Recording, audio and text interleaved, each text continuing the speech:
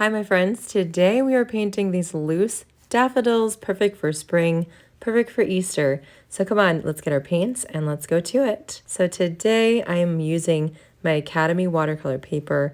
This is a 7x10 sheet of paper and it is 100% cotton.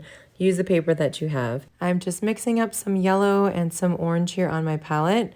And I wanted to go with the trumpet shape, that center part of our daffodil. So we're just making a triangle here and kind of in different, we're going to do three and we're going to do them in different positions. So that one's facing up and then this one will be facing to the left. And then we'll do a third one, maybe facing down. We'll see here. So as we're going to be doing this painting, I want you guys to keep in mind, it is a short composition. It's not going to take you a lot of time, but just be mindful of the fact that we are trying to have a fun time. And as I'm mixing up my yellow here and adding in some water just so that it can spread nicely, I want you guys to think about being relaxed and just enjoying this process. So we're going to do about 4 petals here, 2 on either side in the top, and then here painting them facing down towards the bottom. And we are, if we're talking about basic shapes, we're going with kind of that oval shape, but it has a point at the end like a triangle. So just very basic.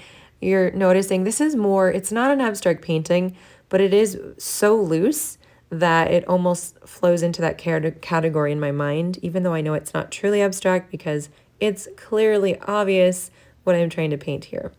But really loose, holding that brush really loosely in your hand. And then look at how quickly I'm just adding these petals so fast. And the paint is going to spread around. It's beautiful. It's wet. That orange and that yellow will meld together. And that's just part of the beauty. So I'm going to have these 3 blooms here. And then we're going to do some buds. And notice I'm not starting with a sketch today. I usually like to have a sketch down, or maybe not necessarily sketch here on the tutorial, but just have it ready so you guys can see it and copy it if you want to before I paint it in. But today we're going super loose, so we want to make sure we're going to skip the sketching and just put brush strokes down and see what happens.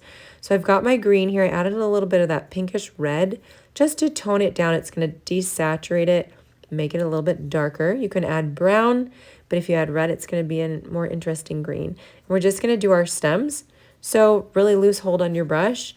You can kind of arc the shape of the stem if you like, but allow your brush to just kind of move as you're pulling that brush down towards you. And a little bit of stem there for all the little buds. And just not being too worried about this. Remember, we're having fun today. And I'm hoping that this can be a challenge for you in every painting that you do.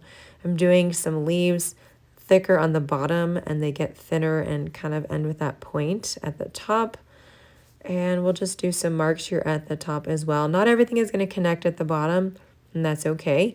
That's something you might be concerned about or wanting to do. You can if you'd like, but it's really not necessary. Honestly, your observer, anyone watching, looking at your painting, is not going to notice unless they're really, really attending to detail. They're not going to be worried about if every stem goes from the top to the bottom. So I would encourage you not to worry about it either. So I hope that so far this process is bringing you joy, and we're going to darken up the stems as they have started to dry a little bit. I like darkening up the paint after the first layer isn't so wet and liquidy, and then that next layer is going to set a bit more on the top versus blending in and spreading, which is what I'm looking for, just darkening things up here. So we can take some orange and darken up the centers also, just dipping into my paint well right here, just some concentrated paint so it really stands out. You know, sometimes you could just leave it with that first layer and it's going to be a whole different painting. It's just going to be light and billowy, and because those colors have flown together, less details, and that can be beautiful too. But I'm just feeling a little bit more layering today. So take some more yellow, adding that into our green, because I want to have more of a lighter yellowy green. This is a lemon yellow, and it's going to lighten and brighten up that green color. And I'm not going to cover up completely the first green layer. I'm just adding in some brush strokes for some texture, for some beauty, for some interest. So fun is the name of the game today, and I'm curious what's on your mind. If you're finding this to be a fun painting, let me know in the comments what is exciting to you about this as I'm adding some splatter, just putting some paint on my brush and then just tapping that brush. Look at that beautiful splatter that creates. And if you guys are liking this video, if you could go ahead and give it a like and subscribe to my channel and then hit that bell notification so that you know every time that I upload a new video. So I'm just going to darken up my yellow. A lot of concentrated paint is necessary here. Sometimes you want to add in an extra bud just to balance out your composition. Yellow doesn't have a large range from light yellow to dark, and so you kind of have to go really light and then really concentrated, really dark to see the difference between those two. All right, so I'm adding a little bit of green surrounding those buds. And guys, just to let you know, if you didn't know already, I teach watercolor on Patreon. So if you want to take your watercolor journey to a higher level and receive bonus content like live streams with me and exclusive tutorials every month, art prints, there's even a mental health watercolor workshop that I do over there. Click on the link in the description to learn more. And it's so fun. We have a great time over there. All right, I'm just adding in a few more brush strokes here, just some fresh water and kind of diffusing some of the paint we have there already. So adding that fresh water is going to draw out some of that paint and it's going to kind of bleed into the water, just creating a really nice soft look. It's an extra detail that I like to add to some of my paintings. So if you see any places here that you need to add a little bit more darkness, go ahead and do that at this time.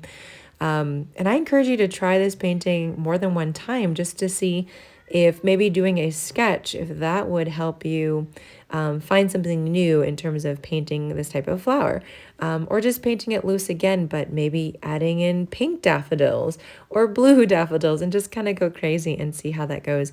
There's never an end to the creativity that we can have. Happy painting, guys, and I'll see you on the next video.